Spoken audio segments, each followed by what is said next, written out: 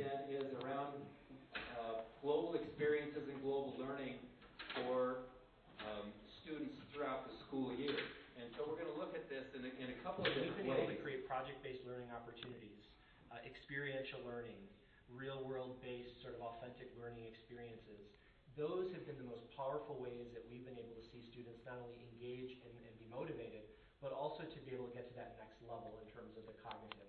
So I don't like to disassociate them because I think they're hand in hand. I think what we try to do is get very explicit about what success looks like, both in the cognitive domain and in the non-cognitive domain, and how the two fit together. How can we create learning experiences that actually accomplish both? Because I think when you try to separate them and say, well, today, kids, we're going to focus on the things that might be on a test, and maybe if we get to it, we'll talk about how do you just be a better person, right? So I think trying to be really, smart about the way we're structuring project-based learning opportunities and just learning in general allows you to They're never doing it in things. a vacuum. It's never separated from the non-cognitive, but it's very different than learning about some historical thing that only the people who study well in that context and listen to lectures and can read well get access. Because we use video, we have documentaries on these people's lives where they come alive.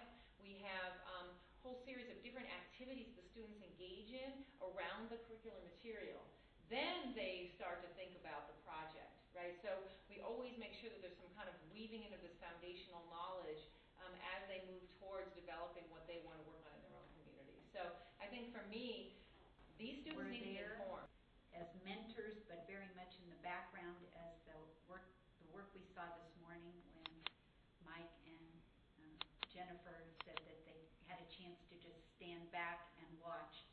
That's what we're fortunate enough to do. We find that giving the kids the opportunity, like I mentioned, to first accept that they're global citizens, that makes them realize that even as much adversity as they're being presented with, that they as global citizens can make a difference globally with no matter where they live by getting involved in a real project in their community and seeing the impact. So they start to see what that collaboration actually means for a group and for project management, and they begin to make those connections in terms of what do organizations have to do for global problem solving, and also what's it going to look like for me in, quote, the real world, because now we're putting them in the real world instead of keeping them in a classroom. So I really think those collaboration skills